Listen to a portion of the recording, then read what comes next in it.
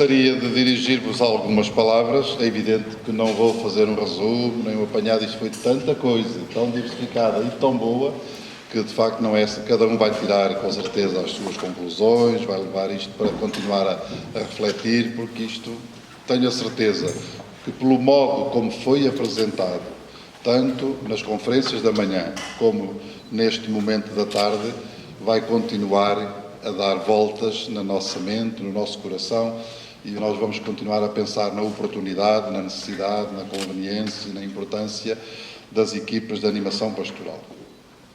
Em primeiro lugar, eu gostaria de manifestar uma grande alegria por este dia, porque este dia teve, para mim, um sabor muito especial.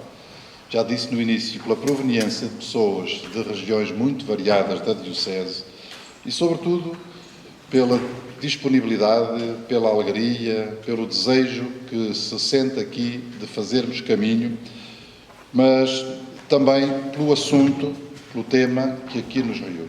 Já era uma reflexão de há algum tempo no Secretariado da Coordenação Pastoral que era necessário, de facto, fazer algo de bom, algo de importante, algo de marcante no que diz respeito às equipas de animação pastoral. E para mim o dia é muito feliz porque, no meio de algumas incertezas, de algumas hesitações, também no meio de algumas realidades que nós vemos que não caminhavam tanto como nós desejávamos, eu percebo que esta realidade já existe, já está presente, já dá frutos e já se percebeu a sua importância no âmbito da nossa Diocese de Coimbra. Eu devo dizer que, neste aspecto, nós, Diocese de Coimbra, somos pioneiros em Portugal. E isto alegra-me porque sinto que é uma das formas, como aliás aqui foi dito, mais estruturadas, mais evidentes e mais reais de sinodalidade. Porque se ficamos com a palavra sinodalidade para dizer o modo de ser da Igreja, com certeza, mas depois não concretizamos em alguns aspectos, ou algumas dimensões, ou algumas estruturas, alguns caminhos muito concretos, pode não significar absolutamente nada, ou pode significar muito pouco.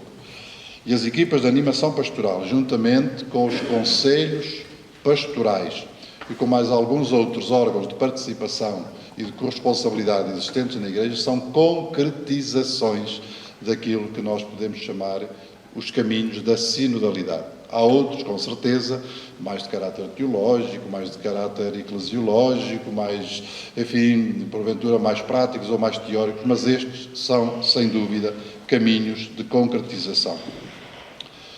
Às vezes, naquela grelha que nos aparece sempre nas reuniões do Conselho Pastoral Diocesano, há uma avaliação do que na Diocese se passa acerca das equipas de animação pastoral e das unidades pastorais. E os pobres dos membros tinham às vezes muita dificuldade de preencher a grelha porque não sabiam bem, perguntam ao pároco, ele também não sabe bem, perguntam ao arcipreste, ele também não está a par, de modo que às vezes tem-se sentido essa grande dificuldade. Mas hoje eu penso que foi mais notório o facto de estarmos efetivamente a fazer caminho, e um caminho já bastante sólido em algumas regiões e, porventura, ainda inexistente noutros lugares, porque a informação ainda lá não chegou, mas tem de chegar.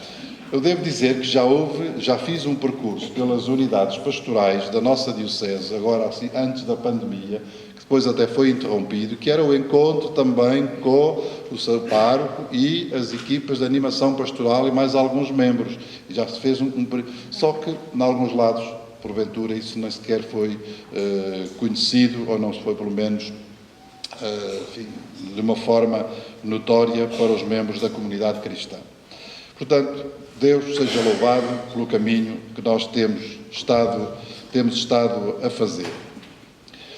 Segunda questão que gostaria de dizer, numa unidade pastoral, com esta configuração que já têm, ou com aquela que virá a ter, de acordo com o documento que foi publicado no princípio do mês de setembro, creio eu, e que foi o fruto do trabalho da nossa Diocese. Numa unidade pastoral há sempre membros capazes para fazer parte de uma equipa de animação pastoral. Como também há membros capazes para ser catequistas, para ser ministros extraordinários da Sagrada Comunhão, para ser animadores das assembleias dominicais na ausência de presbítero. Nas nossas comunidades cristãs, felizmente, há pessoas capazes de tudo. Quando nós dizemos, na minha não há, é falta de visão, é falta de conhecimento, ou é falta de fé, ou é falta de convicção acerca da possibilidade que devem ter os leigos, pela sua própria condição de batizados, de participar ativamente na vida da comunidade cristã. Agora, não é por falta de pessoas, e uma comunidade só pode trabalhar com as pessoas que tem. Naturalmente, se em alguns lugares pode haver muitos doutores, ou muitos sábios, ou, enfim, noutra comunidade pode haver gente mais modestamente formada do ponto de vista académico, etc., etc., mas é com as pessoas que existem nas nossas comunidades é que as comunidades devem fazer caminho. Jesus, no seu grupo de apóstolos, também conseguiu pessoas de umas e de outras, com mais formação, com menos formação, mais ricos, mais pobres, e as comunidades, de facto, devem viver com as pessoas que têm, e nem sempre este fenómeno até de procurar importar de fora, daqui e dali, para suprir algumas faltas, acaba por dar o melhor dos resultados. Porque depois acontecem as inculturações, que não são só entre países ou entre continentes, mas também há pequenas inculturações ou dificuldades de entrar em sintonia, mesmo em regiões muito próximas. Portanto, caríssimos, se alguma vez este argumento for evocado, aqui não há pessoas capazes, vocês rebatam vivamente, porque há pessoas capazes em todos os lugares. E às vezes, pelo facto de não se ter, porventura, estudado tanto, não significa que não se tenha uma capacidade de liderança, ou de coordenação, ou de animação. De facto, as equipas de animação pastoral, isso eu gostaria de salientar também este aspecto, estão numa ligação direta, umbilical, ao pároco. Não é o pároco e uma equipa de animação pastoral. É uma equipa que tem um pároco e que tem um grupo de diáconos, ou de consagrados e de leigos, e todos juntos formam uma equipa. É uma participação eu iria dizer é uma participação na missão de ser pastor que, pelo sacramento da ordem, cabe ao pároco. Uma participação direta, ativa, próxima, interessada, legítima e real na missão de pastorear aquela porção do povo de Deus. Não significa que transformar os leigos em sacerdotes, nem ministros ordenados, nem transformar o ministro ordenado, que é o sacerdote ou o diácono, em leigos. Não. Cada um, como aqui foi bem expresso, no exercício da sua vocação e da sua missão. Portanto, estão numa ligação direta ao pároco e à sua missão de pastorear o povo de Deus. Há pouco houve aqui umas questões sobre que tipo de realidades é que deve tratar, com o que é que deve ocupar-se com tudo aquilo com que se ocupa o sacerdote enquanto pároco, naturalmente ressalvando aquilo que é exclusivo do ministério sacerdotal. Naturalmente, aquilo que é exclusivo do exercício do ministério sacerdotal, na sua forma de organização é uma coisa, no modo... Agora, depois há sempre aquela parte, evidentemente, que é exclusiva do ministro ordenado, nomeadamente do bispo, do presbítero ou do diácono. Agora, todas as outras dimensões pastorais, espirituais, litúrgicas, a evangelização, a catequese, a comunicação, a formação, a caridade, a juventude, pois tudo isso deve fazer parte, evidentemente, daquilo que é a missão, a tarefa, a reflexão e a condução da equipa de animação pastoral, porque tudo isso faz parte daquilo que é o exercício do ministério sacerdotal e daquele que foi constituído pastor da sua comunidade cristã em nome da Igreja.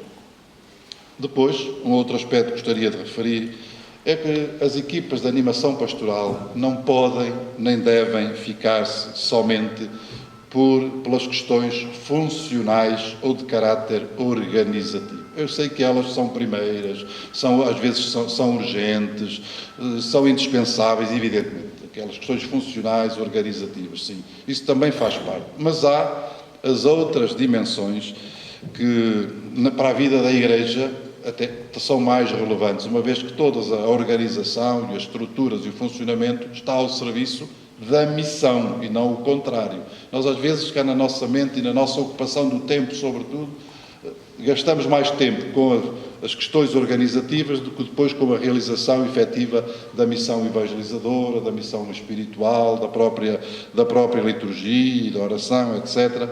E, portanto, a equipa de animação pastoral tem de ter em conta que é também o meio ao serviço da missão da Igreja.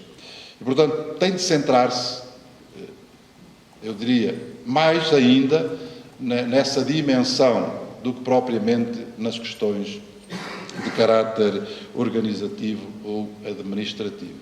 Não corramos esse risco de ficar só presos às pequenas coisas e deixar na sombra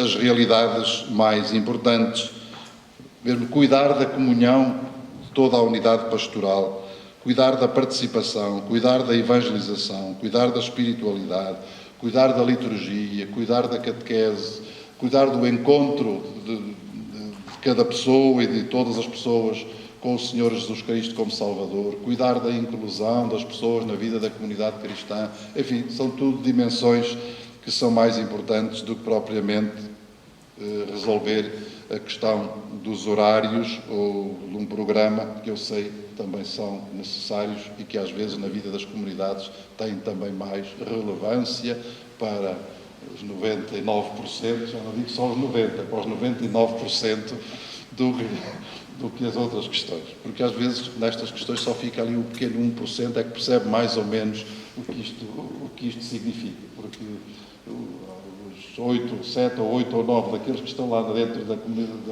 da missa ao domingo, às vezes também não percebem na sua totalidade.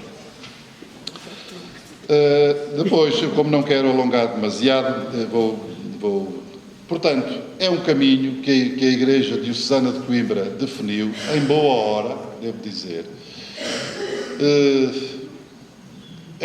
É necessário para a vida das nossas comunidades, de acordo com o modo como estamos atualmente organizados, diferente do passado, e nós não temos que estar presos a esses modelos organizativos do passado. Também não somos capazes de antecipar quais vão ser os modelos organizativos do futuro. Mas é uma realidade da história e da vida da nossa Diocese, e como foi dito no princípio, vamos fazer todo o esforço para que seja uma realidade em todas as unidades pastorais, mesmo naquelas em que alegadamente não há pessoas capazes de realizar esta missão. Já sabem que eu não concordo com essa ideia, como penso que vocês também não concordam. Portanto, em todas as unidades pastorais.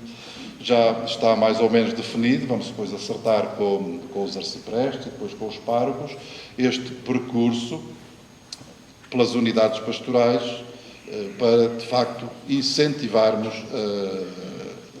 a prosseguirmos todos por este caminho. Também não vou hoje falar aqui da pastoral dos jovens. A gente às vezes quer meter tudo, depois não mete, fica tudo, enfim, não vamos falar disso. Há de haver outras ocasiões para falar do Serviço Diocesano da Juventude, da remodelação que estamos a fazer ao nível dos movimentos juvenis, da evangelização dos jovens. Há de ficar para outra ocasião. E também não vou desenvolver o tema dos conselhos pastorais, que também há de ficar para outro momento formativo, porque apesar de ser um chavão já mais antigo do que as unidades pastorais e do que as equipas de animação pastoral, também ainda não é uma realidade plenamente presente na vida das comunidades. Mesmo que lá no direito canónico diga que é opcional. Nós gostaríamos de chegar a um momento em que para nós não é opcional, mas que faz parte integrante da vida das comunidades. Nós não vamos só por aquilo que é obrigatório, procuramos ir por aquilo que é útil, e necessário para a vida da Igreja, mesmo que seja, então, no direito canónico opcional. A minha última palavra é para fazer uma alusão à questão das vocações, porque isto, falar de Igreja, falar de paróquias, falar de unidades pastorais, ou falar de equipas de animação pastoral e de conselhos pastorais e tantas outras realidades existentes na Igreja, enfim, supõe que falemos e que ajudemos os cristãos, o povo de Deus, a conhecer, a viver e a assumir a sua vocação cristã e depois cada um a assumir a sua vocação específica ou pessoal dentro da própria Igreja. É evidente que os caminhos da Igreja têm a ver com tudo isto. Tem a ver com o número de fiéis, também tem a ver com o número de ministros ordenados, de presbíteros concretamente. Não é só uma questão de estatística, mas a realidade é assim. Tem a ver com o território, tem a ver com a cultura, tem a ver com muitas e diferentes realidades, com muitos fatores. Mas também tem a ver com as vocações de um modo muito especial. Então, gostaria pois já todos conhecem a realidade da nossa Diocese no que a isso diz respeito. Nós temos atualmente 12 seminaristas no Seminário Maior, tive a possibilidade de estar lá com eles esta semana, havia por aí um ou outro também aqui presente, os que já estão no último ano. Enfim, temos uma realidade de um clero, no que diz respeito aos presbíteros, com uma média etária bastante elevada, e nós, quando fizemos esta reorganização das unidades pastorais, procurámos ter em conta também estas circunstâncias que nos vêm dos dados estatísticos, e, portanto, precisamos, com certeza, na Igreja, de mais vocações sacerdotais, evidentemente. E temos de trabalhar por isso. Infelizmente, nos últimos anos, tem vindo a haver um crescendo do número de vocações que muito nos leva a agradecer a Deus. Temos também uma realidade das vocações ao diaconado, que de facto tem vindo a crescer. Sobretudo houve ali um momento forte de crescimento. Agora, diz o delegado episcopal para o diaconado, enfim, temos um grupinho que está no seu percurso para a ordenação. Também há um pequeno grupo a iniciar o primeiro ano, chamamos propedêutico, de introdução ao que é o diaconado e esta vocação. E, portanto, temos um grupo bastante grande, um grupo razoável de diáconos a trabalhar na nossa Diocese, que tem dado uma colaboração prestimosa e excelente à vida das nossas comunidades. Nem são presbíteros, também deixaram de ser leigos porque é o primeiro grau do sacramento da ordem, mas no seu lugar, de acordo com a sua vocação, tem sido um caminho, penso que, muito feliz. E estão por aí também alguns que podem testemunhar isso, alguns já diáconos e outros candidatos. Mas nós também temos insistido na nossa Diocese, concretamente num dos anos, que precisamos de mais vocações de leigos. E não vou falar agora da vocação matrimonial, que é uma suposição, ou da vocação pura e simplesmente para viver a fé cristã, mas também vocações para alguns dos ministérios importantes para a edificação da comunidade cristã. Nomeadamente, temos agora os 3 ministérios oficialmente, que oficialmente podem ser as pessoas instituídas: leitor, diacólio e de catequista, e gostaríamos que na nossa Diocese, bem definidos os programas e, enfim, houvesse pessoas convidadas pelos seus párocos para assumirem esta vocação de serviço ao interior da Igreja, como acólitos, leitores ou catequistas. E no futuro, quem sabe, não virá a haver outras vocações. Assim como precisamos de mais ministros extraordinários da Sagrada Comunhão e de mais animadores das assembleias dominicais na ausência de presbítero, as chamadas celebrações da palavra, onde não é possível fazer-se a celebração da Eucaristia. Não basta a gente dizer as pessoas que vão à missa onde houver. Isso a gente diz isso facilmente, mas na realidade não acontece assim, pelo menos em algumas partes da Diocese. E, portanto, a Igreja tem a obrigação de ajudar essas pessoas a terem alguma forma de celebração do culto dominical. E na nossa Diocese já existe há tanto tempo esta possibilidade que nós achamos, embora as pessoas que de facto estão a desenvolver esse trabalho estão em grande parte também já mais idosas, porque isto não perdoa, nós precisamos também de novas gerações de pessoas convidadas pelos seus párocos, com o auxílio dos diáconos, descobertas pelas equipas de animação pastoral, indicadas pelas equipas de animação pastoral, para se prepararem para este serviço tão importante que é coordenar as celebrações dominicais, quando não é possível a celebração da Eucaristia. E nos lugares onde se perceba que é útil, que é necessário para que as pessoas continuem a manter esta ligação forte com Deus, com Jesus Cristo, por meio da celebração do domingo e com a fé cristã. Mas depois há outra área que nós temos desvalorizado um pouco, que são as vocações para o serviço à comunidade humana, à sociedade.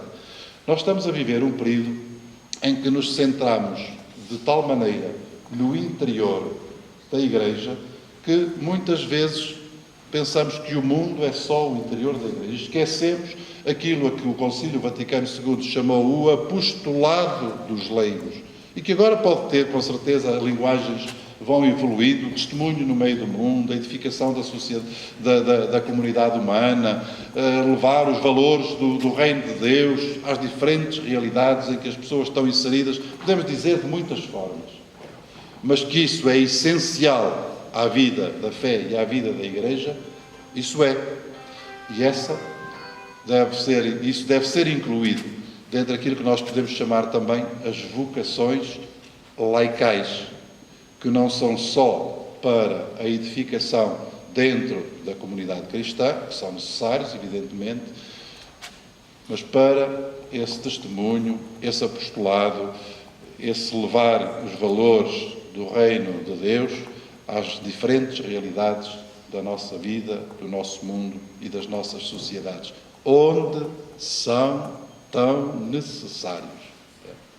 E nós todos percebemos, pelo ambiente em que se vive, pela comunicação social a que assistimos, pelas ideias que pululam, pelos valores que se defendem, como é necessário desenvolvermos essa dimensão da ação, do testemunho. Podemos chamar-lhe ministérios, podemos chamar-lhe serviços, podemos chamar-lhe apostolado, podemos chamar-lhe o que quisermos. O que é importante é que reconheçamos que é para dentro e é para fora, mesmo das fronteiras visíveis ou invisíveis da própria Igreja.